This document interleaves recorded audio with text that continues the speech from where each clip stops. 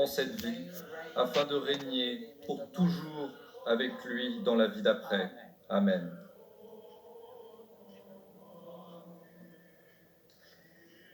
Alors cette épée, le roi va symboliquement la racheter. Racontez-nous pourquoi.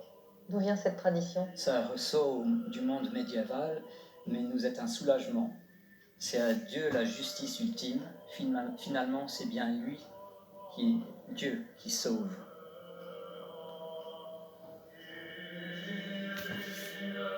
Et c'est la première fois qu'une femme présentait l'épée, non? Oui, justement. Une épée sertie de pierres précieuses. Elle aussi, elle coûte très très cher, hein, Vincent. Oui, c'est une épée qui date du règne de Charles II, 1660. Et surtout, c'est la première fois qu'une femme présentait l'épée. Penny Mordaunt, qui est le leader de la Chambre des communes, qui a rempli ce rôle. C'est vraiment une nouveauté aussi, ça. Maintenant, elle paye.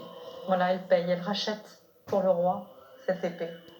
Et puis elle va le porter normalement dégainé devant le roi, là où il va, dans toute la cérémonie. Et encore une fois, on ne demande à personne participant à cette cérémonie, on ne pose à personne la question qui est « Croyez-vous ? Croyez-vous en la monarchie ? Croyez-vous en une forme de Dieu quel qu'il soit ?» C'est un présupposé, mais on ne va jamais dans la question intime et personnelle. C'est ça qui était très intéressant.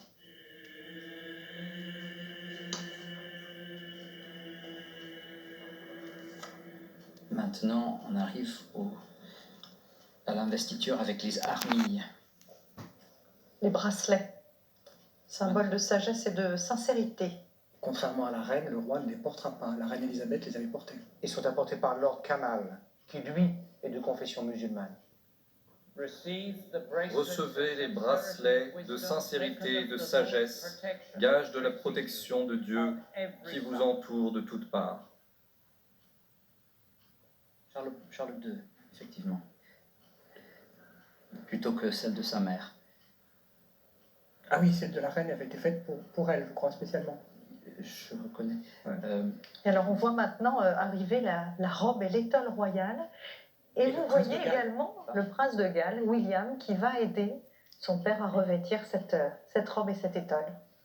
Et vous nous expliquerez ce qu'est cette super tunica. Alors, il s'est déjà mis, et maintenant c'est l'étole, qui est un ornement tout à fait sacerdotal. Et c'est nouveau ça, non, l'étole? C'est une nouveauté, je crois, l'étole. Non. Non? Depuis toujours. Il y a quelques rois qui n'ont pas porté, mais ça fait partie des vêtements de la regalia. Et maintenant le chlamys, le pallium, qui est comme une chape épiscopale, avec beaucoup de symboles de l'Angleterre. Je pense que ça date de 1820. C'est Georges IV, je crois. C'est 1820 quelque chose. C'est juste avant... c'est au début du 19e. Je crois que c'est le roi Georges IV. Et tous ces ornements sont visibles du public. On peut les voir à la Tour de Londres en temps normal. Les trésors de la monarchie, on peut les visiter, on peut les voir très facilement. Comme l'orfèvrerie qui est disposée sur les autels qu'on voit derrière.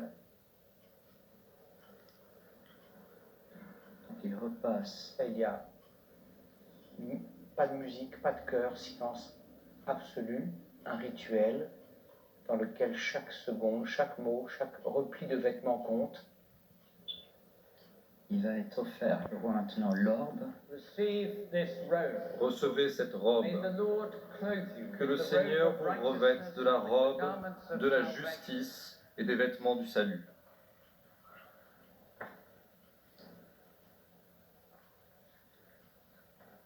On parlait de changement de vêtements, changement de siège, on en parlait tout à l'heure avec Anne-Claire. Ce siège-là a des sièges. Et puis l'orbe, c'est le pouvoir britannique sur le monde.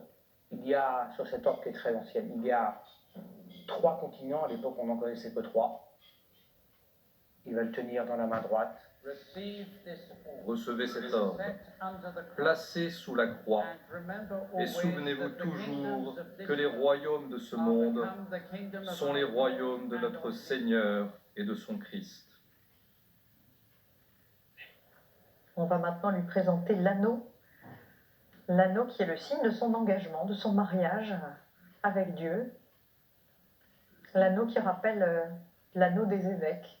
Tout à fait, ça nous fait penser au mariage et au ministère des évêques. qui portent aussi un anneau béni, symbole fort de leur office et leur alliance avec leur diocèse. Recevez cet anneau, symbole de la dignité royale et signe de l'alliance conclue en ce jour entre Dieu et le roi, et entre le roi et le peuple. Et contrairement à sa mère, il ne le porte pas. Non, il ne porte pas.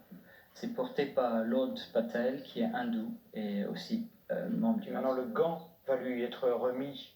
Le gant lui est remis par Lord Singh, qui lui est un Sikh né dans ce qui fut à l'époque, avant 1947, l'Empire britannique. Et ce gant, lui aussi, gant unique, il n'y en a qu'un, a une signification évidemment très, très précise. Recevez ce gant, puissiez-vous exercer l'autorité avec douceur et grâce, ne vous fiant pas à votre propre pouvoir, mais à la miséricorde de Dieu. Et Maintenant, Deux sceptres maintenant vont lui être donnés, dont l'un contient le le plus plus grand, enfin c'est le plus grand diamant, la grande étoile d'Afrique, 530 carats, le Cullinan numéro 1, Recevez le un des plus grands sceptre, diamants du monde. marque du pouvoir royal et de la justice. Et le bâton de l'équité et de la miséricorde, symbole de l'alliance et de paix. Que l'Esprit du Seigneur qui a oint Jésus lors de son baptême vous oigne aussi aujourd'hui, afin que vous exerciez l'autorité. Roi des rois et Seigneur des seigneurs, bénis, nous t'en implorons cette couronne, et sanctifie ainsi ton serviteur Charles, sur la tête duquel tu la poses aujourd'hui, en signe de majesté royale, afin qu'il soit couronné de ta bienveillance et qu'il soit comblé d'une grâce abondante et de toutes les vertus princières. Par Jésus-Christ notre Seigneur, avec toi, il règne en maître sur toutes choses, un seul Dieu dans le monde entier. Par Jésus-Christ notre Seigneur. Amen.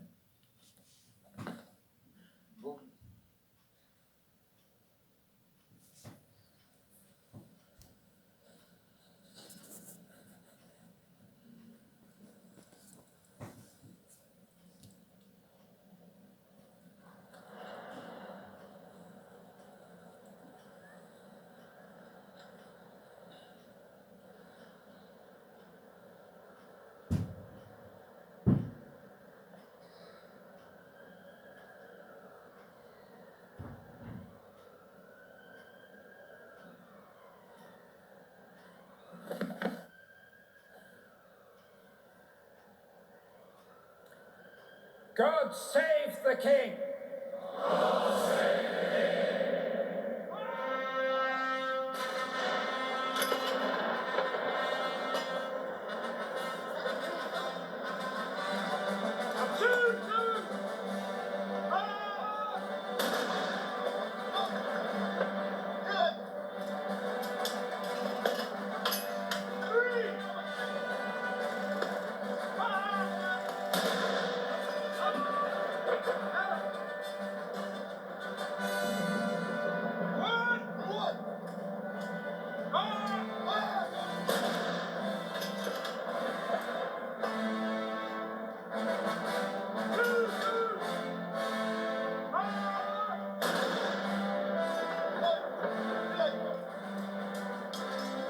Alors ces coups de canon qui sont tirés, 21 coups de canon, le son des quatre coins du Commonwealth, le tour de Londres, Gibraltar, Canberra, et effectivement depuis les bateaux de la Royal Navy.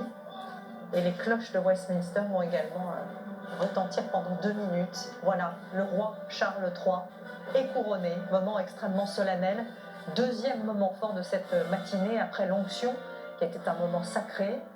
Ce moment-là est peut-être plus politique, Père Guilford. Moi, je trouve quand même religieux.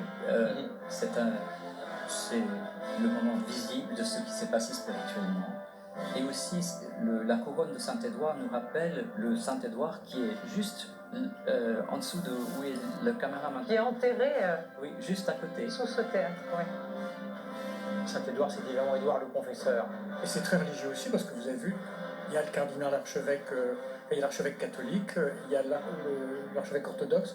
C'est quand même la première fois que toutes les foi sont représentées autour du trône pour le couronnement. Donc c'est un... Et maintenant, ils vont dire une prière l'un après l'autre, l'archevêque de York, l'archevêque orthodoxe, chef des églises libres, le représentant du regroupement œcuménique, et puis le cardinal, et puis l'archevêque de Canterbury. Vraiment très œcuménique, quelque chose de complètement nouveau. Que le Seigneur vous bénisse et vous garde. Que le Seigneur tourne vers vous sa lumière et qu'il vous fasse grâce.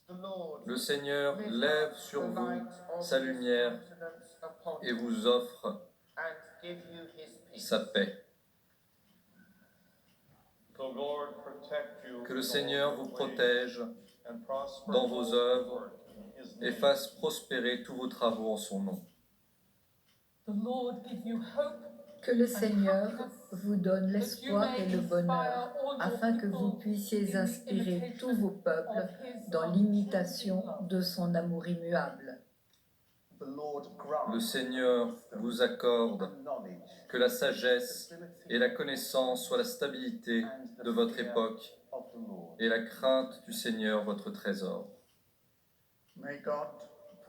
Que Dieu répande sur vous les richesses de sa grâce, vous garde dans sa sainte crainte, vous prépare à une heureuse éternité et qu'il vous reçoive enfin dans la gloire immortelle. Et que la bénédiction de Dieu Tout-Puissant, le Père, le Fils et le Saint-Esprit soit avec vous et demeure avec vous à jamais. Amen.